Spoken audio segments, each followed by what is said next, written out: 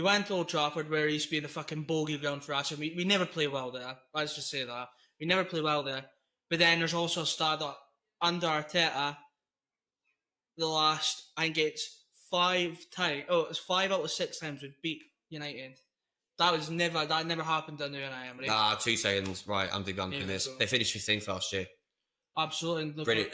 How many? Right. I don't even try and be conversation. I'm guessing you didn't see my TikTok then. I know. I'm just saying it's a wank of a Man United team. It's like, do you get what I mean? So I don't.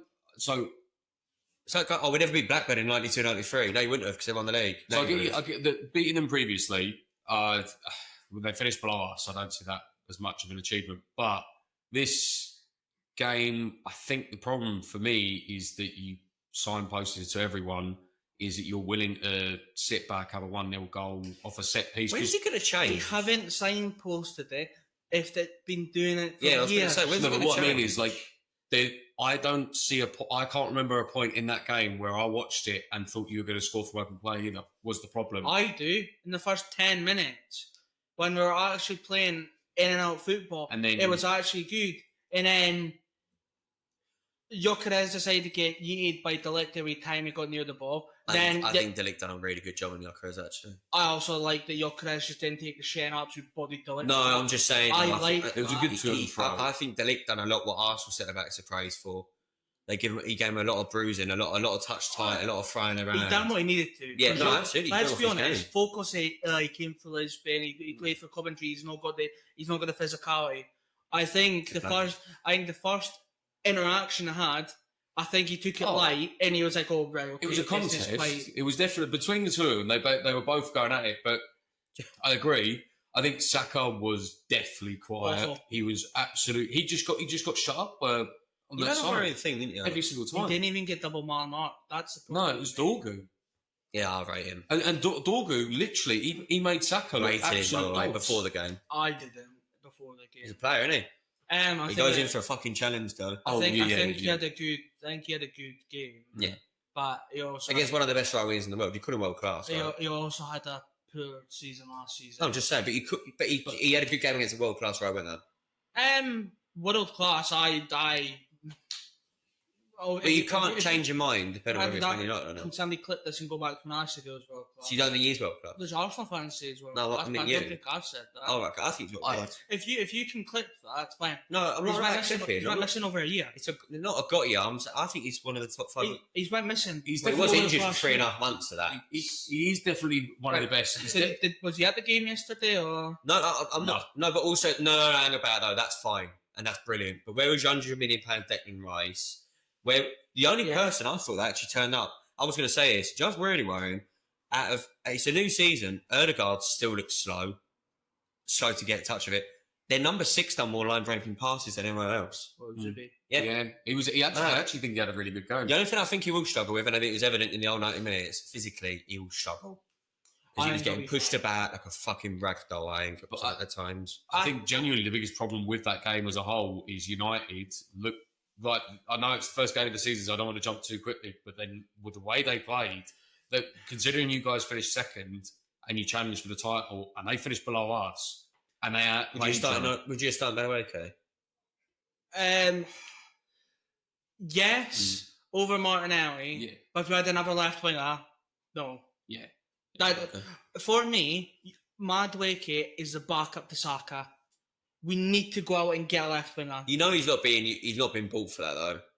I think he has. I don't because all the rumblings for the past couple of weeks is that we're not even going for Eze now. The priority is left wing. If we were doing that, then why have we got Can I tell you my theory behind it? He's a left footer, right? All right, he plays it right wing. I'll give you that. But he's a left footer. Their left back for the next couple of years most likely will be Lewis Skelly.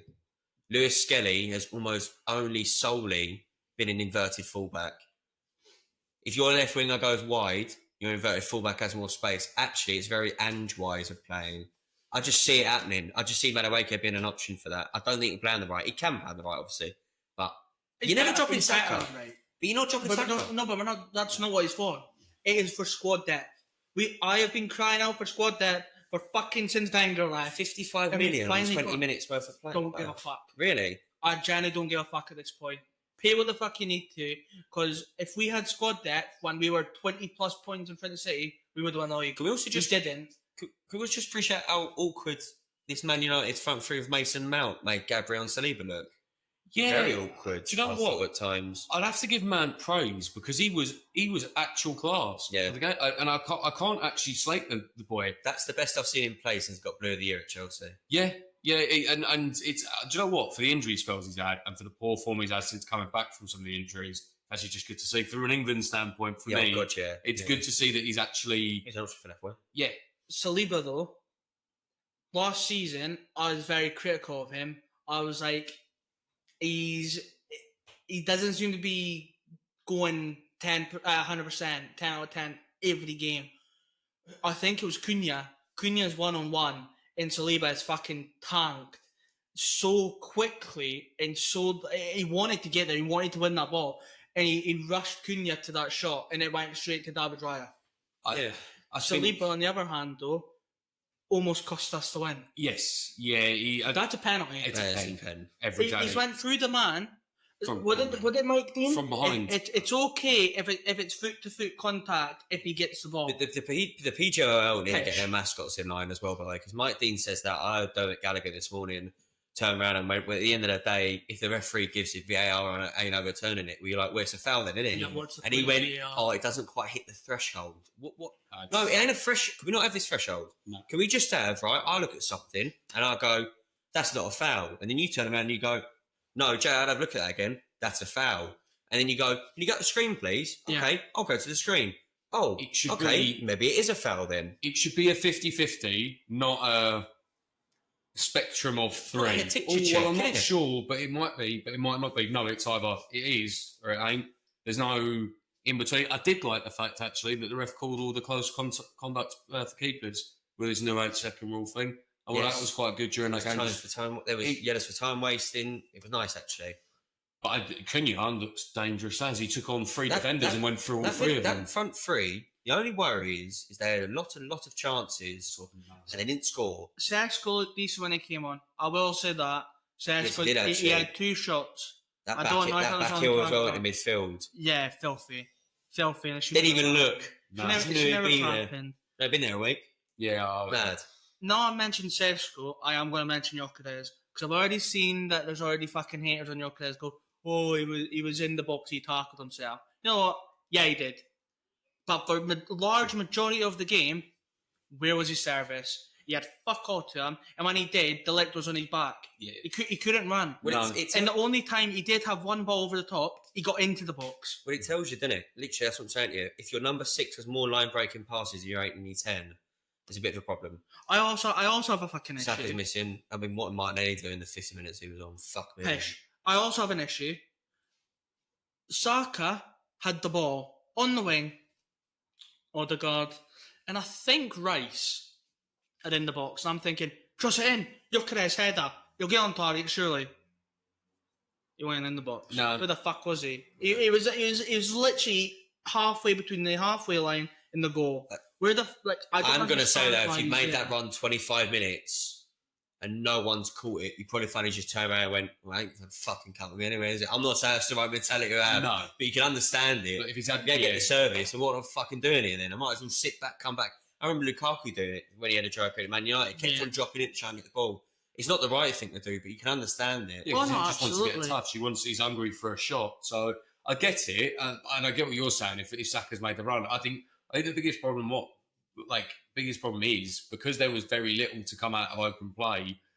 I'll be interested to see. Maybe not. I still think you'll smash a lot of the lesser teams this year. I don't think you'll have much of a problem because defensively you're like a fucking brick wall. I didn't see you have too many massive problems. My But I think problem against is the big teams, you're going to struggle. You take Raya out of that team, they're losing to him. my problem, right? Yeah, he almost cost us as well. I just put that in there. No, I know. He made one of the kids saves of the season already in the first game. Oh no, absolutely. But I didn't like him last he year. was also finding about with the ball in the box. No, I know. That's his thing, though. You need get fucking going. I don't care if that's his saying. Get fucking No. going. I'd rather he puts it in Rosette than in the fucking back of the net.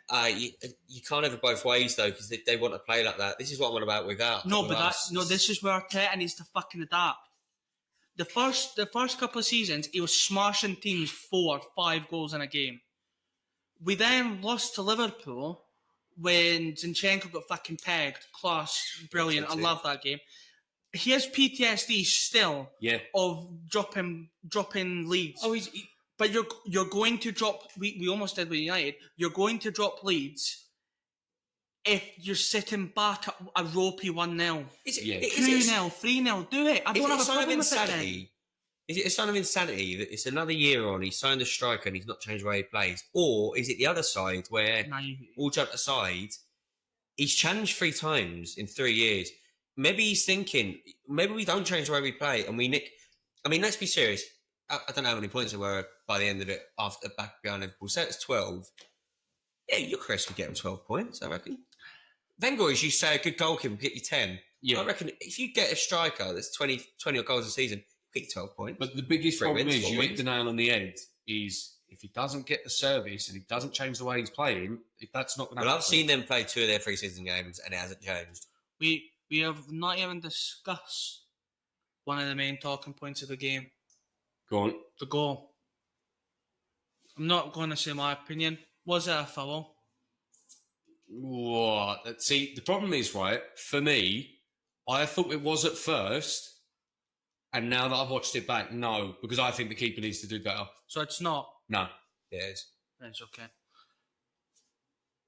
I have an opinion on it, surprisingly. If the goalkeeper doesn't get a hand to it, foul. Yes. He has got a full hand on it, and he's still managed to push it back. Was that the hand while Salim was doing that to him?